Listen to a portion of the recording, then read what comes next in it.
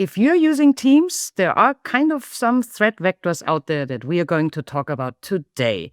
Welcome to another episode of the Virtual Ninja Show. My name is Heike and I have Malvika with me first. Please introduce yourself. Hi, Heike. Thank you for having me back today. My name is Malvika. I am a product manager working on Teams protection as part of the MDO team. And then Jeremy, please introduce yourself. Absolutely. My name is Jeremy Beckley, and I'm a security research manager at Microsoft. And what's your focus? I mean, we are talking about Teams and Defender for Office. So what is your research about these days? Yeah, our researchers focus on the Teams threat landscape and improving the detections that power MDO, Microsoft Defender for Office. And when I did the introduction, I said, okay, there is threat vectors in Teams. So what are you seeing lately? I'll give a high-level overview. When we think about Teams, we're talking about a platform with over 300 million active users, and that number, continues to grow. And with that footprint of users and all the different places where users can interact, it's not just chat, it's video calls and meetings. There are apps that come into play with Teams. It opens up a lot of opportunities for attackers to attempt to compromise and socially engineer victims over this platform. Naturally, Microsoft is investing heavily in protecting all these surface areas, but as we're showing in the slide here, the number of attack vectors that we've identified is considerable, and we continue to look at how the threat landscape evolves. We'll talk about two of these threat vectors today, but across the chat, video call, meeting area in particular, there are lots of different ways that threat actors can employ social engineering techniques to accomplish their end goal. Everything from sending a malicious message with a URL with a phishing page behind it to joining an audio call with their intended victim and convincing them to do something they wouldn't otherwise do. We also look at the potential for data exfiltration from Teams. We look at the integration with Copilot and how a threat actor might manipulate that, as well as what a threat actor might be able to do with a malicious bot. So lots of different types of attack vectors that we see here that are unique to Teams. We have a long experience of protecting email, and we're starting to see threat actors adapting and evolving some of those techniques into Teams, as well as invent new ways of attempting to attack our customers. So it's a constant battle of investing in the areas where we predict attackers may move next, or where we start to see them move. It never gets boring. No. So, as you said, we are not going to discuss all of these, even though they're super interesting. And I know that as the platform evolve, attackers evolve, and we then, of course, research more and how we can protect new threat vectors that are arising. Which ones are we covering? Yeah, so today we're going to talk about phishing over messages, and we're also going to talk about voice phishing over Teams calls as well. So can we quickly, to me, it sounded the same. Can you explain what's the one and what is the other? Sure. Yeah, absolutely. Phishing over messages is where the threat actor is using purely the chat function of Teams and oftentimes the fact that Teams allows for open federation, which means you can communicate from one organization to another. The threat actor is using that capability and approaching their victim.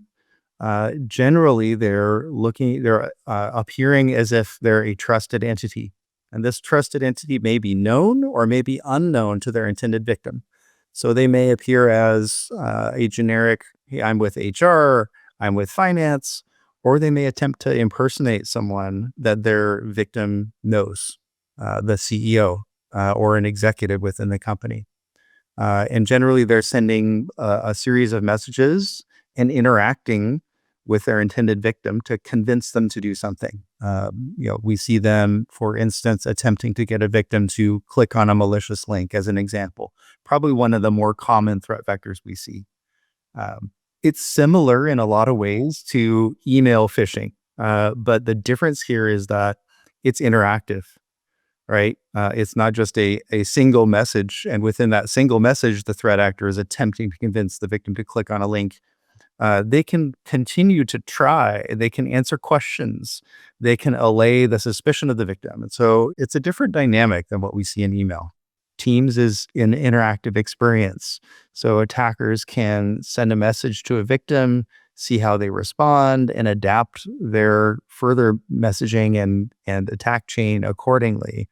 What we see in phishing through messages over Teams is attackers typically will emulate some kind of trusted entity, HR or finance, an executive in a company, but the technique is still quite similar to what we see in email. Oftentimes they're using a malicious URL, and they're using similar lures to what we see in email too. Financial type lures, here's an invoice, for example, as we see on the screen here, open this invoice through the link below. We also see attackers sometimes coaxing victims off of Teams. And, some hypotheses, this may be to avoid detection. Perhaps the malicious URL they're sharing over Teams is not working because it's blocked by the platform. So in some cases, they might instruct the user to move to a different platform, a different messaging platform, and then continue the attack from there, as an example. From a detection standpoint, we have a robust set of intelligence and analysis behind Teams and behind Defender generally. And customers can expect that the malicious URL detections and alerts that they see for email will also show up for Teams. So, and besides our detections behind it, is there some hints where a user should be looking at when they communicate with someone on Teams? Is there I don't know, is it the email address, like the person, the alias? Is it any other hints in Teams that they could look at? The biggest, most obvious flag when you're collaborating with someone in an outside organization is the external flag. So when you communicate with someone from another organization, there's a clear external label. And also the first time you communicate with that person, there is an accept block screen. Do you really know this person? Are you recognizing that they're coming from an outside organization? So really giving the person the chance to verify and confirm that the person they're about to start communicating with is really this is a legitimate interaction. So there are a few layers of warning and visual cue to the user to prevent an interaction with someone that they don't intend to communicate with or don't know. So, but even if that organization is federated and seen as a trusted, I will still get that block. Or not block that, hey, external, do you want to accept or block that message? That's correct. Yeah. And in cases where our systems within Teams are detecting, hey, there may be something suspicious or malicious here, there's an elevated warning on that accept block screen. This may be potential spam, kind of that sort of warning, similar to what you would see when you're accepting a phone call and, there's a potential that this may be a spam call. Similar type of warning that we show in Teams as well with a new unknown contact that may be suspicious.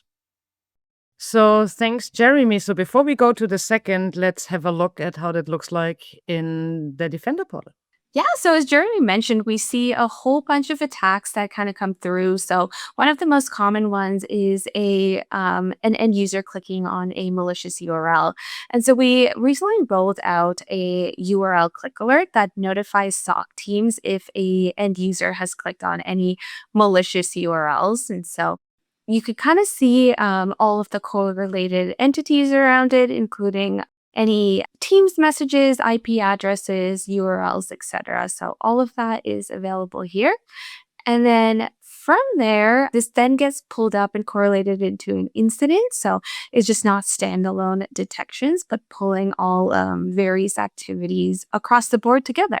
Wow, okay. So you can see basically the link that was there, you can see the message, the chat, and the IP address where it came from, which is then also, I see that you're moving there and evidence, right? So the evidence is the IP address, and the evidence is what else?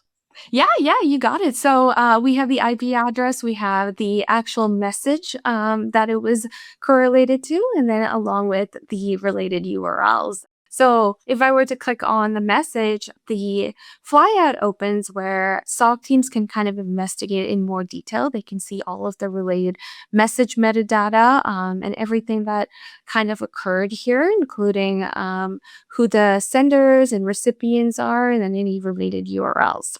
So they don't see the message content itself, but all the other attributes that are important to investigate if this, what's the domain, what's the user, and all of this.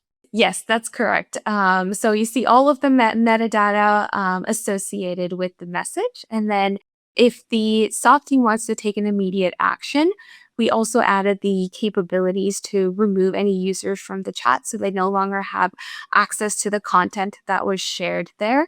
So opening this up here will provide them with the ability to remove a user. So for example, in this case, if we want to remove Prudence Fox, we can go ahead and just fill in the information here, and Prudence Fox will now be kicked out of the conversation. They won't have access to any of the previous content. Okay, and the user, can we talk to our user and explain or like warn the user? Like, what's the best practice to then work with our own users on this? Yeah, definitely get in contact directly with users and let them know. It's always good to do training and educate end users on the type of threats that they're seeing, to be super wary before they're clicking any links or interacting with any external domains, or any if they see any warnings across the team platform, definitely to be wary. So we also have warning tips that show up on anything that could contain a malicious URL or a known malicious URL. So definitely educating users to let them know to look out for all of these types of warnings. So after removing a user, just to make sure that a malicious user is not contacting anybody in your tenant, you can go ahead and block them as well. So in the policy section, we introduced a new capability to block senders through Tabel. Adding them here will actually block the senders so they won't be able to interact with any users in your organization. How did I not think about that question, Malvika, that I asked you? Can we also, looking forward, basically just say you can't come back to my organization? Awesome. This is great. Thank you. So now back to Jeremy. There was a second one. What was this one? Voice phishing is interesting, and this technique's been evolving over the last couple of years, really. And this is a technique where typically we see threat actors impersonating IT support for an organization. If you think about IT support, in a lot of organizations, it's outsourced to an external company. So it's not terribly unusual to see a pattern of a person in a tech support role reaching out to users in an organization to resolve some issue. And what attackers are taking advantage of this paradigm, and what attackers typically will do in a lot of cases, is create a pretext to reach out to their intended victim over Teams via a voice call from one organization to another. And in this case, the attackers sometimes will create this pretext by inundating their victim with spam emails. In a lot of cases, they will sign their intended victim up for a bunch of legitimate registrations for newsletters and accounts and other things. So their intended victim will receive a bunch of email all of a sudden.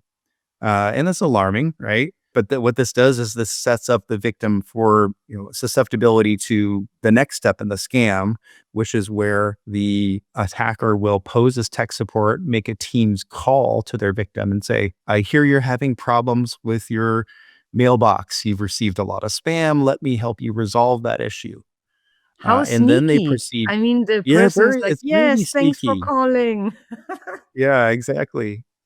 It's really sneaky and really alarming because it, like I said, it is kind of a typical uh, pattern where outsourced IT support will reach out over Teams, and so they make the phone call to their intended victim, and we see the next step. There's variation, which tells us there's multiple threat actors involved here, and they may be just testing what works best, right? But generally, they will lead towards convincing their victim to allow remote access to their computer. Again, this is a fairly common thing you see with legitimate tech support interactions. Hey, I need to take remote control of your computer to run a few things and fix your system, right? But what the attacker is actually doing is delivering malware to their victim's device. And they do this through a remote monitoring and management tool like Quick Assist or AnyDesk. There's a number of tools out there that allow them that remote access. These tools are legitimate. There's nothing wrong about these tools, but what is not legitimate is the malware that they run and the scripts they run on their victim's device once they have access and control over it. Jeremy, when I think about our network here, and like, I don't think that if I would fall into like this kind of phishing and someone would send me a link for like an easy remote access or something, that it would work from our policies. So is there also like a task for our customers to make these things more resistant and like that you can't run anything, or like that the easy access needs to be from a certain domain or something? Like, I can't believe that this is so easy. Right.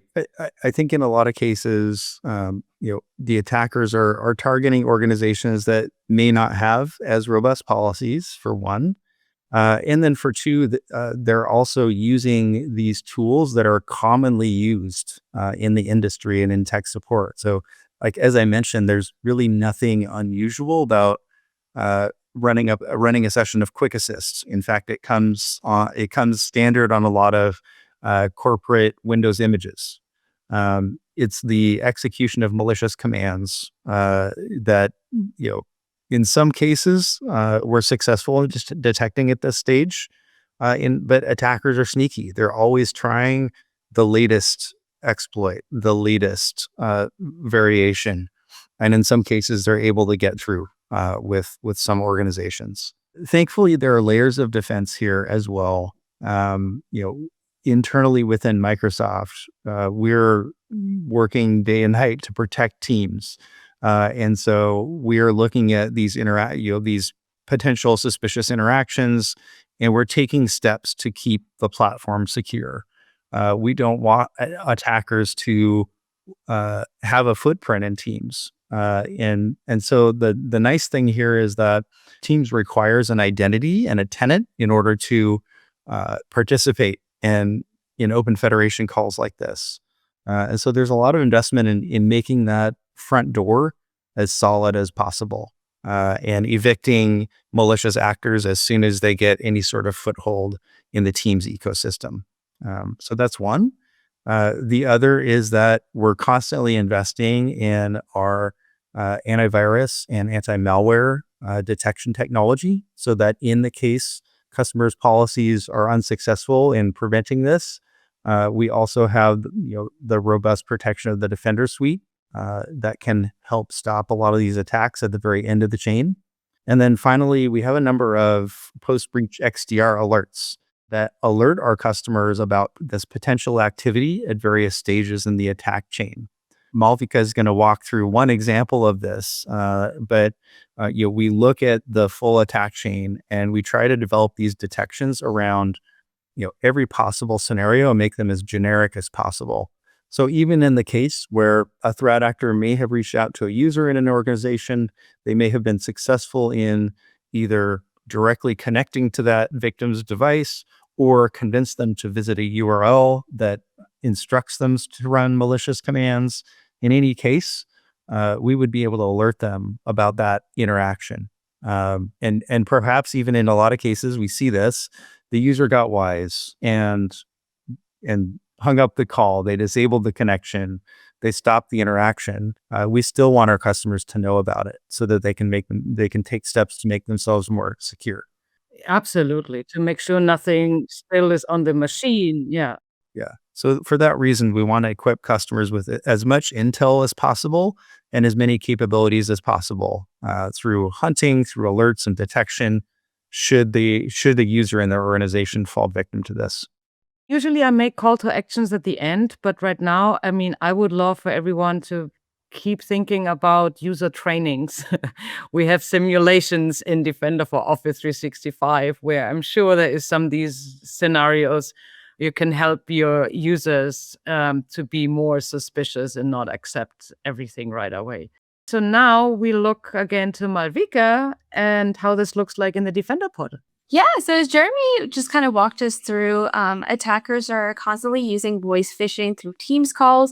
They're often posing as IT support. So here's an example of an alert where the end user received a whole bunch of email, and then IT support called them through Teams, or someone impersonating IT support called them to Teams to kind of help them resolve it. So we try to shift left as much as possible and alert the SOC team early in the cycle, so they're kind of aware of the circumstances that is going on. And then from there, this alert then correlates into the incident. So you could see all of the related events, including all of the evidence and responses that come along with this event. Is there a relationship between you receive all these emails and before that voice message or like voice call happens, a user starts reporting some of these as spam or something? Will this feed into something happening earlier? Yeah, and that's a good question. So now end users actually have the ability to report calls as well. So if you kind of go to the calls tab in Teams now, they see a suspicious call, they can go ahead and report the call. And then reporting the call will then send it both to Microsoft along with the SOC team so they can investigate that further. And then as you can see here, if we also detect something that is suspicious, we also have a spam suspected tag on here, a warning sign. So end users should definitely be wary and just kind of keep a lookout for everything that's present in Teams, letting them know of potential threats. And I'm coming back to get user trained on how to use the products, but also on how to be more suspicious and not trust everything right away.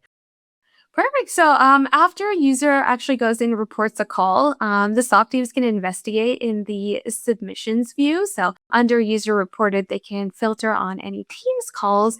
And here they would be able to see all of the metadata associated with the call, the reported users, and any just high level call details here. So they could do that. And then from there, if they want to take an action, in this case, they're seeing a lot of calls and a lot of activity from this specific domain, they can go ahead back to Tabel and then they can add.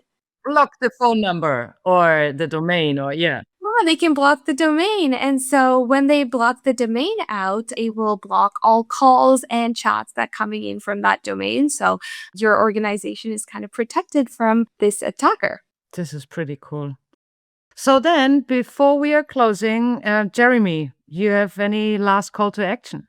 I think for our customers out there, if you're not thinking about Teams as the next threat surface, if you're not considering that part of your defense, if your SOC isn't looking at events and hunting in the space, they certainly should be.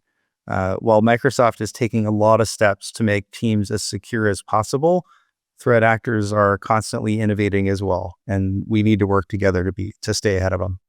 So I will just get my call to action out again, the same. Train your users, make them a little bit more aware of these things. And also for you, watch out for these notifications or alerts that you get in the Defender portal and take them serious. And with that, thanks everyone for watching, and I hope I'll see you all soon again. Bye.